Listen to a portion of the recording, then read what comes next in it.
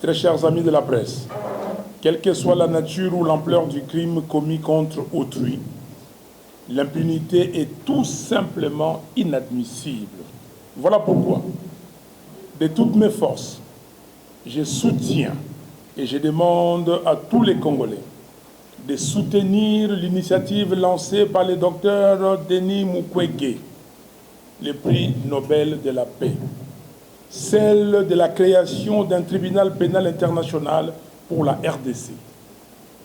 Et je me battrai sans répit pour que le rapport Mapping soit exhumé de sorte que les persécuteurs du peuple congolais de tous bords soient traqués et déférés devant la justice. Très chers amis de la presse, en Belgique, la loi du 23 mars 1995 punit quiconque nie, minimise grossièrement ou cherche à justifier les génocides commis par le régime allemand pendant la Seconde Guerre mondiale.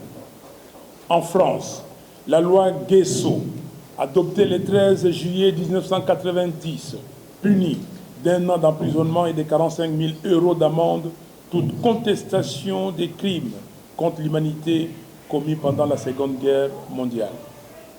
En cela, législateurs belges et français ont suivi l'exemple de bien d'autres États du monde, où les outrages à la mémoire que sont le révisionnisme et le négationnisme sont condamnés et réprimés par des lois.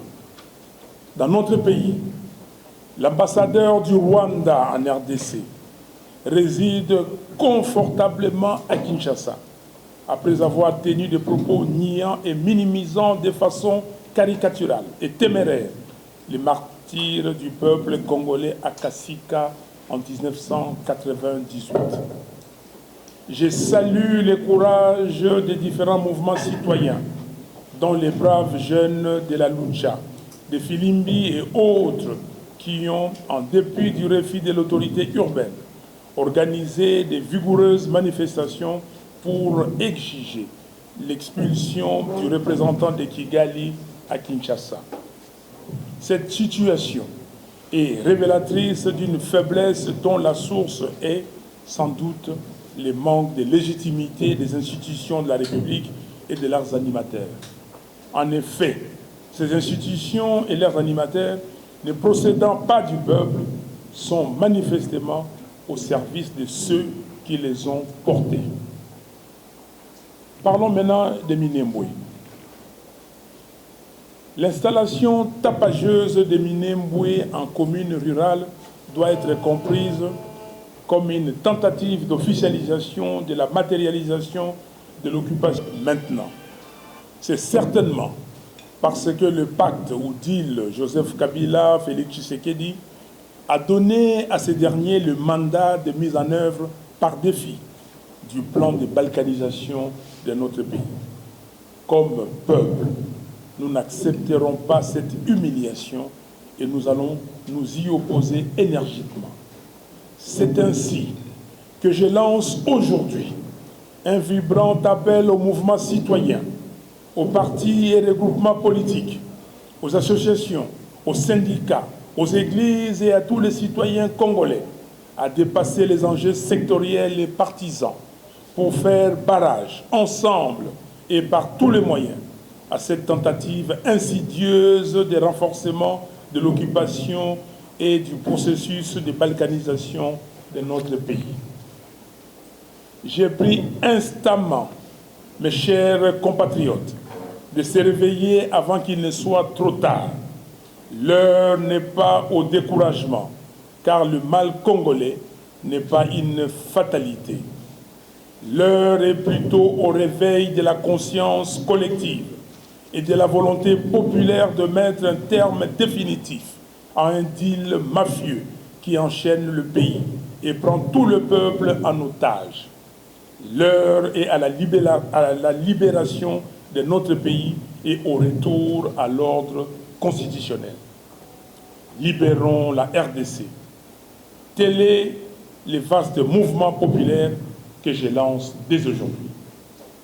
C'est par ce combat redoutable de notre génération que notre patrie sera à jamais débarrassée de ce système politique illégitime, voyou et corrompu, à la solde des occupants, qui n'hésitent nullement à utiliser la violence, la terreur, le mensonge et les achats de conscience pour conserver le pouvoir, en confisquant l'économie et les finances du pays et en livrant les ressources stratégiques de notre patrie aux convoitises zélées de leurs maîtres.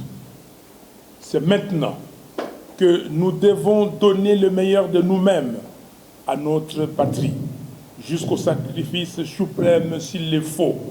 Le peuple est aujourd'hui le seul, absolument le seul soldat et défenseur de l'intégrité et de la souveraineté de notre pays. Si aujourd'hui nous baissons le bras et nous laissons Minembwe entre les mains de ses occupants, demain nous n'aurons plus de pays. Nous serions le premier peuple d'Afrique à être asservi, occupé et colonisé par un autre peuple d'Afrique. Ainsi, je lance un vibrant et solennel. Ainsi, je lance un appel vibrant et solennel à toutes les Congolaises et à tous les Congolais pour une marche d'unité nationale et de défense de l'intégrité territoriale ce mercredi 14 octobre 2020.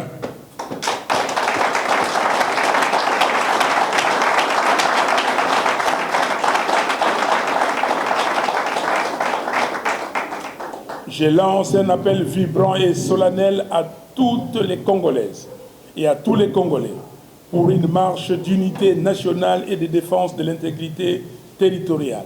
C'est mercredi 14 octobre 2020, principalement à Kinshasa et à Uvira, ainsi que dans d'autres villes de la République. Très chers amis de la presse, j'aimerais pour conclure m'adresser aux fanatiques en leur disant ceci. Les actes négatifs des hommes et des femmes politiques resteront et ce sont vos enfants qui en subiront les conséquences. Vos petits-enfants. Cultivez l'amour de la patrie, l'amour de la nation, plutôt que l'amour des individus.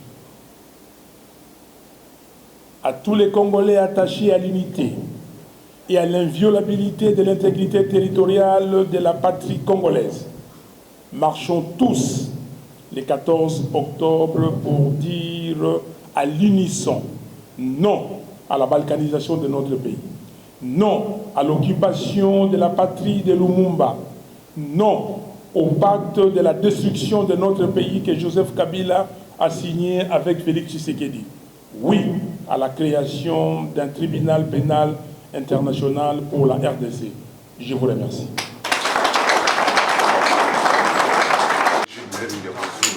Le canal qui est télévision. J'ai deux préoccupations. La première, vous avez dit dans votre mot introductif que Félix Tshisekedi a signé un pacte avec Shinaramo pour la balkanisation de la République démocratique du Congo. Mais Fachi, au cours de son dernier point de presse tenu à Gomba, a annulé l'installation de la commune rurale de Minembwe. Comment expliquer cela? Fachi a dit de ne pas être au courant de l'installation de la commune de Minembwe. Azaras Roubero rétorque que le chef de l'État était au courant de sa mission à Minembwe. Qui trompe qui? Merci beaucoup. Monsieur Félix Tshisekedi dit qu'il annule. Il annule quoi? Il annule quoi? La question qu'on doit se poser, c'est de savoir, on annule, on suspend, on sursoit, on fait quoi? Qu'est-ce qu'il fait? Est-ce que la décision d'ériger, ou en tout cas cette activité, d'aller ériger Minembwe en commune rurale, était discutée quelque part? Il y a un document officiel. M. Tshisekedi nous habitue. À chaque fois, il va aux États-Unis en avril 2019, il dit qu'il va déboulonner Kabila. Il rentre ici, il se ravise. Il va en juin à Londres, il dit, quand il rentre, il va dissoudre l'Assemblée nationale, mais lui, il avait dit le Parlement. Mais je corrige en disant, son intention, c'était certainement de dire qu'il est dissoudre l'Assemblée nationale. Il vient ici, il se rétracte. Il n'y a pas M. Félix Tshisekedi comme président, non. Il y a M. Kabila qui édicte, qui dirige, qui dit tout. Et il y a des gens qui obéissent à M. Kabila. Je vais vous dire une chose, cher Jules. J'ai été membre de la réunion de discussion de la CENCO. Et pendant la CENCO, avant de signer l'accord qu'on a appelé l'accord de la Saint-Sylvestre, on devait procéder, comme a dit la répartition des tâches. On était deux groupes, on était paritaires. Les groupes de changement, nous, les représentants d'Étienne Tshisekedi d'Heureuse Mémoire, et les groupes de Kabila. À un moment donné, nous sommes arrivés au ministère des réformes institutionnelles. Moubaké, Valentin et moi-même, nous nous sommes dit que ces postes-là doivent être supprimés ou on prend ça de l'autre côté. M. Azarias Soubera ne peut plus être ministre des réformes institutionnelles. Et j'ai ajouté en disant, le ministère de l'économie aussi, que nous devons le récupérer. Mon ami et frère, Modeste Bahati, ne peut plus être ministre de l'économie. Il est resté longtemps ministre de l'économie. Nous avons discuté, Valentin Moubaké et moi-même, et jusqu'à la fin, que certains de nos amis ont cédé. Je vous ai dit la fois passée, dans une conférence de presse dans l'autre salle, pourquoi Azarias Ruberwa est toujours ministre de la... Vous parlez de la décentralisation, réforme institutionnelle. Pourquoi? Donc, Félix Tshisekedi ne maîtrise absolument rien, et vous avez compris. Donc, votre question, la réponse de Tshisekedi, il ne maîtrise absolument rien. Si il était sérieux et qu'il avait dit que, écoutez, je vous ai écouté, il y aura un conseil des ministres. Au cours du conseil des ministres, nous allons, et je vais savoir exactement ce qui s'est passé, on prendra des décisions, on pourrait comprendre. Mais ça veut dire qu'il n'y a pas de gouvernement. Les gens, ils font de la navigation à vue. Merci. Le départ de l'ambassadeur rwandais, qui est toujours là, et vous avez parlé, vous avez utilisé des termes appropriés, mais à quoi sert aujourd'hui la marche que vous lancez aujourd'hui au mouvement, à toute la République, de s'allier à vous pour l'unité nationale? Et donc voilà un peu ma actions jusqu'au départ de ce monsieur Karega, Vincent Karega. Et certainement comme moi, vous avez vu un document qui a circulé dans les nets. Je ne sais pas si c'est un faux, comme on est habitué maintenant à des fake news, mais prenons-le comme ça. Que l'ancien patron des renseignements militaires avait dit que ce monsieur ne pouvait pas venir ici, vu tout ce qu'il a fait en Afrique du Sud. Et vous l'acceptez. Est-ce que nous avons un gouvernement? Est-ce que nous avons des institutions légitimes? C'est certainement des gens qui ont décidé de la balkanisation, de la fragilisation des institutions du Congo, qui ont demandé à ces messieurs de venir ici pour fragiliser davantage nos institutions. Monsieur Karega est persona non grata au Congo. Alors, pourquoi continuer de marcher pour nous? On marchera. Mais qu'est-ce que je vous ai dit le 22 août, pardon, quand je suis rentré en Guinée? Que je suis venu pour qu'on en finisse. Il faut qu'on en finisse avec ces pouvoirs illégitimes. Nous devons en finir, parce que le peuple congolais souffre. Si vous croyez que c'est vous seuls qui êtes congolais, parce que vous vivez dans les moins de 10 000 km² ici à Kinshasa, et que vous appelez votre république la République de Kinshasa, vous vous trompez. La République démocratique du Congo, c'est 2 345 460 km². C'est ça. Pas un seul centimètre qui doit partir. Vous savez que nos frères, prenez de Rutshuru, qu'est-ce qu'ils endurent aujourd'hui? Nos frères de Rutshuru, nos frères de tout l'Est de la République, de l'Ituri, partout, de Haut-Ouélé, Bas-Ouélé. Les gens n'ont pas de toit. Les gens sont réfugiés. Les Congolaises, les Congolais sont des déplacés internes dans leur pays. Combien de millions? Et ces millions n'ont pas droit de vie, n'ont pas droit d'exister. Nous devons libérer le pays. Nous sommes otages aujourd'hui de nos richesses. Nous sommes otages des complots. Nous sommes otages de la trahison de certaines filles et de certains fils de notre pays. Et vous, vous vivez. Nous sommes des contemporains. Et donc nous, nos enfants, nos arrière-petits-enfants vont profaner nos tombes parce qu'on n'a pas su sauver la République. Nous allons continuer de marcher pour qu'on nous entende. Merci. Des Congolais qui habitent les quartiers Matongé à Bruxelles aujourd'hui. Les quartiers Matongé, à l'époque où moi j'étais étudiant, vous alliez là-bas, des boutiques congolaises, vous avez... Et c'était... Quand vous allez aujourd'hui à Matongé, c'est comme Kinshasa, oui ou non? Est-ce que ces gens-là ont revendiqué, ces Congolais-là ont revendiqué que Matongé devienne une commune à eux seuls? Est-ce que ces gens-là ont revendiqué qu'ils deviennent tous collectivement belges, habitant une commune particulière, Matongé? Non, la situation, c'est comme la situation de tout le monde. La solution, vous faites bien de poser la question. S'ils veulent rester au Congo, qu'ils restent au Congo, mais qui respectent la loi congolaise. Que dit la loi congolaise?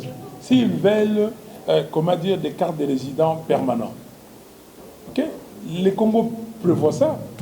S'ils veulent, comment dire, demander, faire une demande de nationalité, on va examiner cas par cas. Mais il n'y a pas une tribu qui s'appelle Banyamuleng au Congo. Ça, il n'y a pas. Il n'y a pas une terre réservée à cette tribu. Je reviendrai plus tard, peut-être dans une émission, dans une discussion comme ça, pour vous expliquer, parce que je me suis documenté, j'ai discuté avec les communautés, j'ai discuté avec les chefs coutumiers. Je peux vous donner les noms des chefs coutumiers, vous pouvez les appeler. Je peux vous donner les noms de ces gens qui sont ici, pour vous leur demander quelle année ils sont venus au Congo. Et quand ils sont venus au Congo, ils se sont installés où auparavant? Le problème n'existait pas. Le problème n'existe pas, sauf dans la tête de ceux qui veulent déstabiliser le Congo. Vous parlez bien de l'ambassadeur des États-Unis. Moi aussi, je me suis étonné quand je l'ai vu là-bas. J'ai appelé tout de suite l'ambassade. J'ai appelé l'ambassade pour dire que je viens de voir l'ambassadeur Mike Hammer de l'autre côté, mais ça veut dire quoi exactement? L'ambassade m'a dit, écoutez, l'ambassadeur est en mission. Il est parti en mission, une mission de sécurité et une mission humanitaire, mais quand il rentrera, il se fera le plaisir de vous rencontrer pour que vous en parliez. Je l'ai rencontré ce matin. Je lui ai dit, mais monsieur l'ambassadeur, je vous repose la question. Votre présence, ça signifie quoi? Il dit que, d'abord, je mets le point sur le i. OK? Et je vais dire que les États-Unis, qui est un ami du Congo, parmi les premiers amis de la première heure, n'acceptera jamais qu'un seul centimètre carré du Congo parte. Les États-Unis vont continuer, je dis parce que les États-Unis, c'est singulier, les États-Unis vont continuer à protéger l'intégrité territoriale. En tout cas, ça, je vous l'assure. Et c'est ce qu'il m'a dit ce matin. J'ai dit, mais pourquoi vous étiez là? Il dit que j'étais là dans un cadre humanitaire. Il y a des gens qui souffrent. S'il vous plaît, il y a des gens qui souffrent. Vous savez que l'USAID donne beaucoup d'argent pour nos populations. Nous sommes ici en train de quémander. Nous sommes des gens, on cherche de l'aumône. Donc, il y a des problèmes humanitaires là-bas. Donc, c'est comme ça qu'il est parti pour ces problèmes humanitaires, des problèmes sécuritaires. Et des communautés, il a vu de ses yeux, vu certaines choses. Mais il s'est retrouvé là, on a dit que non, on vous appelle parce qu'il y a une manifestation. Et il ne savait pas. Bon, ces autorités qui étaient là l'ont appelé, et je ne sais pas si c'est pour le piéger, ça c'est moi qui ajoute, si c'est pour le piéger, il s'est retrouvé là. Mais moi, vous allez me poser la question, est-ce que je l'ai cru? Moi je le crois. Je crois ce qu'il a dit. Et parce que je ne vois pas un ambassadeur qui va aller se présenter dans une cérémonie de ce type. Ok? Voilà. Donc le problème est à notre niveau. Qu'est-ce que nous voulons, nous, Congolais? Merci.